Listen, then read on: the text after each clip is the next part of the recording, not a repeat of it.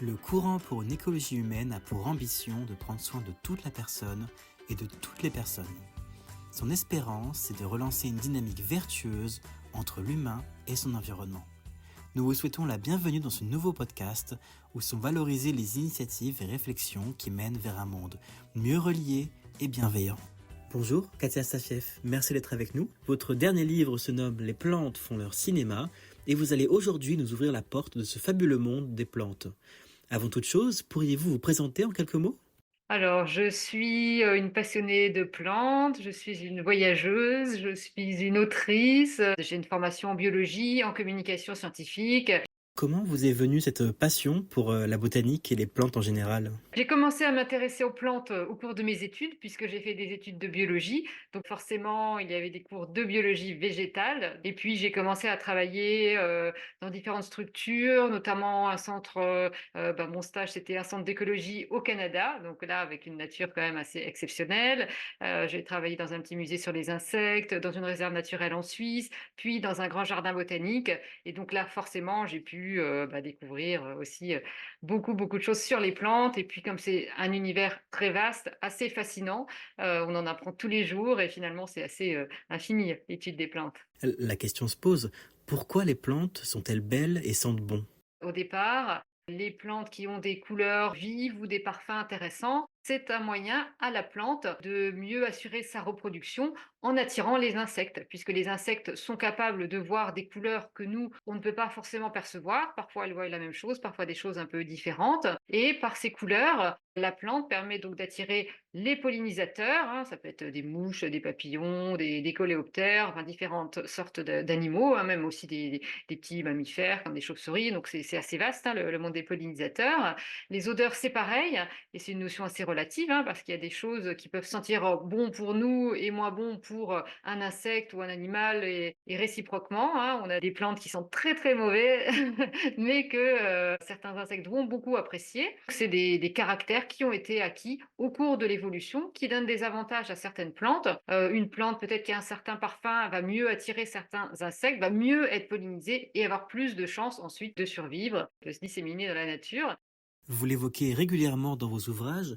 Pourriez-vous nous donner quelques exemples de cette coévolution, de ce partenariat entre plantes et insectes ? Il y a des partenariats dans la nature qui sont absolument étonnants et originaux. Dans le monde des plantes carnivores, justement, on a beaucoup d'exemples parce que ce sont des plantes absolument incroyables. On a l'exemple d'un Nepenthes, donc une plante originaire de Bornéo, notamment une qui s'appelle Nepenthes bicalcarata, qui est d'ailleurs très étonnante parce qu'au niveau de sa feuille, donc elle est transformée en urne, et sur la partie supérieure, ça fait encore deux gros crocs. Donc là, ça fait vraiment peur, entre guillemets. En fait, c'est pas du tout des crocs, ce sont des organes qui vont permettre la sécrétion de nectar pour attirer des insectes. Et là, on a une association qui est très très étonnante, qui s'est développée avec une fourmi, Camponatus schmidtsi. Donc c'est vraiment une espèce bien particulière, c'est cette fourmi-là et pas une autre. Et on a une forme de mutualisme qui s'est développée, c'est-à-dire que la fourmi, elle est très contente d'être en lien avec cette plante, puisque déjà, elle va se nourrir de son nectar, donc elle va trouver délicieux, donc c'est très bien pour elle. En plus, elle va carrément être hébergée dans la plante, elle va faire comme des petits trous, se mettre à l'intérieur des tiges et vivre à l'intérieur. Donc elle a le gîte et le couvercle gratuit, donc c'est quand même sympa. Mais en échange, elle va quand même payer son loyer, si je puis dire. Elle va essayer d'apporter quelque chose à la plante. C'est plusieurs rôles qu'elle peut avoir, cette fourmi. Elle va faire garde du corps, déjà. Il peut arriver que d'autres animaux, comme des petits charançons, viennent attaquer la plante pour s'en nourrir. Les fourmis ont aussi un rôle particulier de femme de ménage, parce qu'elles nettoient bien les feuilles, elles nettoient les urnes, ce qui va faire que les bords des urnes, des pièges, donc, sont très glissants. Et quand d'autres insectes viennent se poser dessus, hop, ils vont se casser la vinette et tomber dans la plante et se faire piéger. Et puis, elles vont aussi nettoyer les cadavres de proies qui sont un petit peu en excès pour éviter trop d'ammoniac, que tout ça pourrisse à l'intérieur. Comme l'association se fait vraiment jusqu'au bout, la fourmi qui vit en lien avec la plante, elle va faire des excréments. Ces excréments vont tomber dans la plante et la nourrir. Et pour aller vraiment au bout du bout, la fourmi va finir par mourir et son cadavre va permettre de nourrir carrément encore la plante. Donc voilà, c'est un exemple quand même assez extraordinaire d'interaction entre une plante et un animal. Pouvez-vous nous dire depuis combien de temps l'être humain s'intéresse-t-il à la botanique et comment s'est-elle mise en place ? on découvre des nouvelles plantes depuis, j'allais dire depuis toujours, hein, depuis que les êtres humains existent et se déplacent dans la nature, ils consomment des plantes, hein. On a commencé à s'intéresser à la botanique, on va dire en tant que science, en tant que savoir. On peut penser à des gens comme Pline l'Ancien, là, qui ont 2000 ans, qui ont commencé à faire des catalogues de plantes. Il y a eu un peu le Moyen Âge, où là, on s'intéressait énormément aux plantes médicinales, puisqu'on se soignait avec les plantes, hein, donc les gens s'intéressaient, testaient les plantes comme médicaments. Et puis, c'est vraiment à la Renaissance qu'on a vraiment commencé à classer plus les plantes. Et puis, alors après, c'est au XVIIIe siècle que là, c'est vraiment l'essor des grandes explorations botaniques autour du monde. Là, on découvre une flore incroyable qu'on ne connaissait pas en Europe. Quand je dis on découvre, c'est un point de vue très occidental, très centré, puisqu'évidemment, dans un certain nombre de pays, les populations locales connaissent leur flore depuis très longtemps et la connaissent très bien et l'utilisent depuis des siècles et des siècles. J'ai écrit un bouquin dessus d'ailleurs aussi, L'aventure extraordinaire des plantes voyageuses, où je donne quelques exemples de grands explorateurs qui sont partis dans des conditions parfois difficiles, hein, parce qu'ils partaient, souvent ils ne revenaient pas, ils risquaient leur vie, mais voilà, il y avait une soif de savoir, de connaissances, on partait en expédition et on ramenait des végétaux qui ont commencé à enrichir les grands musées, les grandes institutions, comme le Muséum d'histoire naturelle à Paris, il y a Kew Garden à Londres. Ça continue. On découvre toujours des nouvelles espèces. Alors, peut-être moins qu'à une certaine époque où quand les gens partaient, tout était nouveau. Donc, 100% des espèces découvertes, c'était des nouveautés.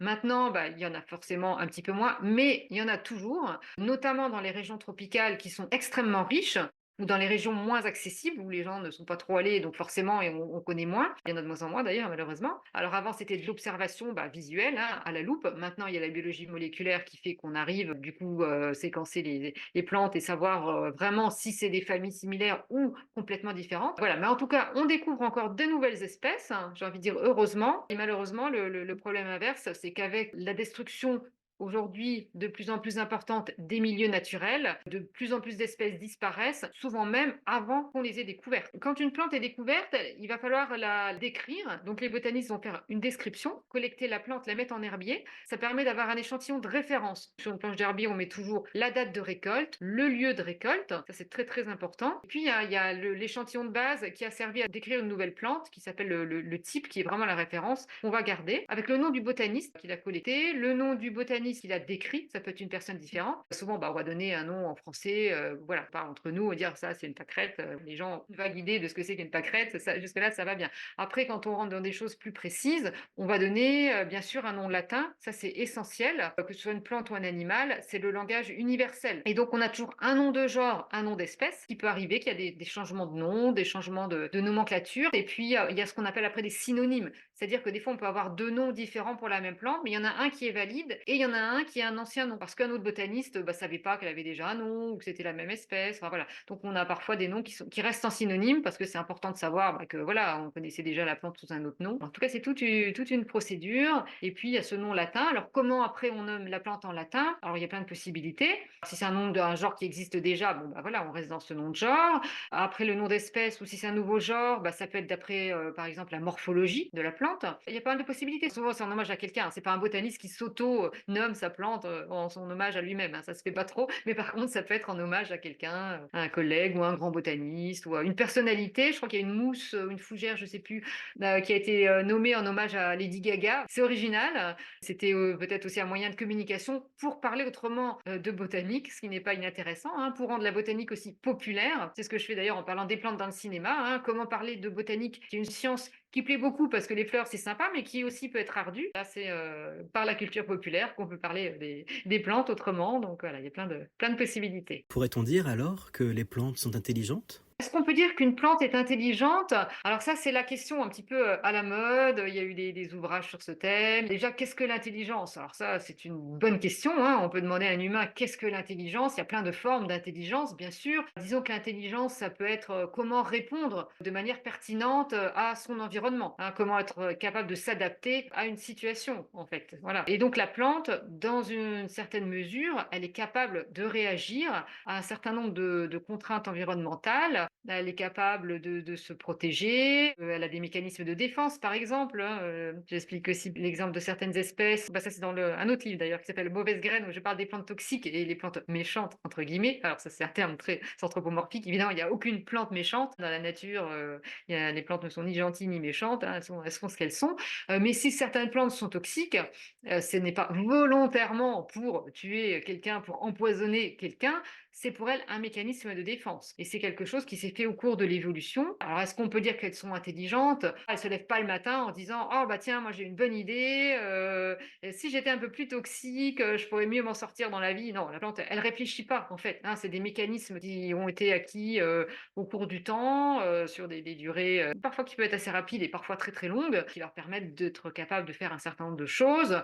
Mais c'est pas une intelligence volontaire, c'est pas une décision. Disons qu'on peut pas la comparer à l'intelligence humaine. Et ça, c'est en ça d'ailleurs qu'une plante est intéressante, c'est que c'est des êtres vivants complètement différents de nous-mêmes. Je pense à une phrase de Francis Allais que j'avais entendu dire une fois, que dire qu'une plante est intelligente, c'est la sous-estimer. Donc ça, je trouve ça très bien comme phrase, puisqu'en fait, la plante est capable de faire plein de choses qu'on est incapable de faire. Mais réciproquement aussi, ce sont vraiment des êtres vivants complètement différents. C'est ça qui est assez extraordinaire avec les végétaux, c'est un autre univers. Parlez-nous un peu de ces super pouvoirs des plantes. Alors déjà, elles sont quand même capables de faire quelque chose d'extraordinaire qui les caractérise, c'est qu'elles font de la photosynthèse, c'est-à-dire qu'elles fabriquent toutes seules leur propre matière. N'importe quel animal est obligé de manger de la matière pour fabriquer sa propre matière. La plante, avec la photosynthèse, elle la fabrique toute seule. Elle prend l'énergie lumineuse, elle prend l'eau, elle a des organes qui s'appellent les chloroplastes, et puis elle va fabriquer sa propre matière organique, et donc elle va grandir toute seule sans avoir besoin de consommer, entre guillemets, un autre être vivant. Donc ça, c'est déjà quelque chose quand même d'assez incroyable qui nous distingue complètement du monde végétal. Elles ont des façons de percevoir, de sentir, de communiquer même qui sont différentes de nous, hein. Alors ça, c'est quelque chose dont on parle aussi pas mal, la communication chez les plantes. On sait que certaines espèces, lorsqu'elles sont attaquées par des prédateurs, elles vont fabriquer par exemple des molécules qui vont attirer les prédateurs de leurs prédateurs. C'est assez extraordinaire comme mécanisme de défense. Après, il y a des choses qu'on découvre de plus en plus. Là, j'avais lu une étude, alors bon, c'est encore à travailler, mais que certaines plantes pouvaient entendre, entre guillemets, alors elles n'ont pas d'oreilles, hein, elles n'entendent pas comme nous, mais qu'avec la forme parabolique de certaines plantes, des plantes qu'on appelle les onagres ou les zoonotères. Il y a des études qui ont été faites, notamment à l'université de Tel Aviv. Les chercheurs ont vu que quand on reproduisait les battements d'ailes d'un papillon, par exemple, ou les vibrations d'une abeille, la plante réagissait parce qu'elle l'entendait, entre guillemets, et elle fabriquait plus de nectar. À nouveau, la plante est un être vivant différent qui est capable de faire des choses qu'on ne sait pas faire et réciproquement. Pourquoi est-il important, selon vous, de protéger les écosystèmes naturels? Pourquoi est-ce que c'est si important de préserver notre écosystème naturel? Pour plein de raisons. Évidemment, on est beaucoup plus heureux d'aller se promener dans une ville où il y a un maximum de nature, de parcs, de jardins, que dans un monde bétonné. Aller faire des randonnées en montagne où on va trouver des tas d'espèces vivantes différentes, évidemment, c'est toujours mieux que... voilà. Bon, ça, c'est le côté, on va dire, plaisir. Mais après, il y a des choses fondamentales d'avoir des équilibres entre les espèces, en fait. Si on rapporte ça à l'humain toujours, c'est que les espèces, on en a besoin pour se nourrir, pour se soigner. C'est des équilibres en fait. Si on voit un petit insecte moche qui n'a aucun intérêt pour une personne, je veux dire, on s'en moque. De toute façon, qu'il y a une mouche de plus ou de moins, ça va changer quoi? Sauf que cet insecte-là sert peut-être, entre guillemets, de nourriture à un autre animal, qui lui-même sert de nourriture à un autre animal. Enfin, c'est le principe des chaînes alimentaires. Et donc, si on a un tout petit bouleversement à un moment donné, bah, qu'est-ce qui va se passer? Tout va s'écrouler. Hein, tout l'équilibre va être perturbé. Alors, il y a évidemment des espèces qui s'adaptent, qui vont se nourrir d'autres choses, etc. Puis d'autres qui s'adapteront pas. J'ai cité l'exemple tout à l'heure d'une symbiose entre une plante carnivore et une fourmi. Bah, si cette fourmi disparaissait complètement, que deviendrait la plante? Et réciproquement. Hein, donc, il y a vraiment des espèces qui vivent en interaction entre elles et qui ont besoin les unes des autres. Et donc, chaque espèce a un rôle fondamental dans la nature. Je pense aux pollinisateurs, hein, à nouveau. Alors, tout le monde n'aime pas les moustiques, tout le monde n'aime pas les abeilles, ça pique, tout le monde n'aime pas les frelons, ça pique. Bon, mais en dehors de ça, ce sont des pollinisateurs. Et puis, d'avoir nos frelons chez nous, c'est important de les protéger puisqu'ils peuvent justement attaquer d'autres espèces de frelons exotiques, par exemple. Enfin, voilà, donc c'est important de garder ces, entre guillemets, ces équilibres, même si tout évolue, hein, tout n'est pas figé, le monde vivant ne fait que ça, évoluer. Après, c'est important à nouveau pour nous, hein, on parle de la valeur maintenant des écosystèmes. Alors c'est important par rapport au changement climatique, hein, évidemment, si on détruit les forêts, bon, on sait très bien que ce sont des moyens de lutter contre les changements climatiques, les baisses de température, hein, dans les zones où on a de la forêt, bah, il fait moins chaud. Là, on sait que ça va être de plus en plus catastrophique. On le voit de plus en plus, des problèmes de météo quand même assez dramatiques un petit peu partout dans le monde. Garder ces espaces naturels, ça équilibre un petit peu tout ça. Je peux citer l'exemple des zones côtières avec les mangroves, par exemple, hein. Les mangroves, alors, au départ, les gens n'aimaient pas trop parce que, bah, c'est plein de moustiques, de bestioles, tout ça. Mais en fait, les mangroves, c'est vraiment des zones tampons. Ça évite, les inondations, ça protège les côtes. C'est vraiment des zones, indispensables, hein. Donc il y a beaucoup d'espèces qui ont un rôle, protecteur. Voilà, donc on a une responsabilité, en tout cas, pour essayer de faire en sorte de protéger au maximum ces écosystèmes, hein, ce qui ne me semble pas complètement incompatible avec un développement de l'activité humaine, mais c'est penser le futur de manière plus intelligente, hein. On sait faire des habitats climatiques, on sait développer des moyens de mobilité plus écologiques, consommer local. Enfin voilà, il y a plein de choses simples que les êtres humains peuvent faire pour éviter d'avoir un impact trop important pour la planète sans que ce soit si contraignant que ça, hein. Notre avenir est menacé si on ne respecte pas l'ensemble du vivant. Vous évoquez dans votre ouvrage les dessins animés de Walt Disney. Quel lien pouvons-nous faire avec le monde des plantes? J'étais tombée bah, dans mes recherches, hein, sur cette thématique du cinéma, sur les travaux d'une chercheuse du muséum qui s'était intéressée aux films d'animation pour les enfants, notamment les Walt Disney, ce genre de films, qui avait constaté qu'au cours des dernières années, on voyait de moins en moins apparaître d'animaux et de plantes dans les dessins animés, qui était quand même assez triste. Bon, après, si les enfants vont les voir dans la nature, c'est encore mieux, mais en même temps, c'est un peu un ensemble, puisque bah, les enfants, quand ils sont petits, ils sont très très curieux, ils adorent les bestioles, ils adorent les plantes, même les petites bêtes moches que nous, des fois, que les humains n'aiment plus trop, bah, les gamins, ils adorent. Bah, voilà, donc tout petit, on peut leur donner envie de découvrir le monde vivant, mais si on leur montre pas déjà petits des choses qui peuvent les intriguer, leur donner d'aller les voir en plus pour de vrai et de s'y intéresser pour de vrai, bah, c'est vrai que ça peut être un petit peu inquiétant. C'est vrai que la fiction, ça peut donner envie, enfin, aux enfants comme aux adultes, hein, d'ailleurs, d'en savoir plus. Et c'est important finalement d'être mis en contact avec cette nature. Le vivant, c'est aussi c'est un peu de rêve, hein. C'est pas que de la science, hein. C'est aussi de la beauté, c'est aussi de la poésie, c'est aussi du rêve. Nous arrivons à la fin de ce podcast. Auriez-vous un dernier mot à nous transmettre? Le monde n'est pas toujours très drôle, surtout en ce moment, avec tout ce qui se passe un petit peu partout. Il y a des choses tellement tristes et dramatiques. Mais il y a aussi, heureusement, plein de belles choses. Et dans les belles choses, il y a encore toutes ces espèces à découvrir, le plaisir de tomber sur une petite fleur à un coin de rue, prendre le temps d'observer, d'apprécier des choses simples, finalement, du vivant qui nous entoure et qui fait du bien. Et c'est important. Merci beaucoup d'avoir été avec nous, Katia Safieff. Pour rappel, votre dernier ouvrage, Les plantes font leur cinéma, est disponible en librairie aux éditions Duno. Merci d'avoir écouté cet épisode et à très bientôt pour un nouveau podcast inspirant. Pour suivre nos actus, nous contacter ou vous abonner à notre newsletter mensuelle, c'est sur www.écologiehumaine.eu. À bientôt!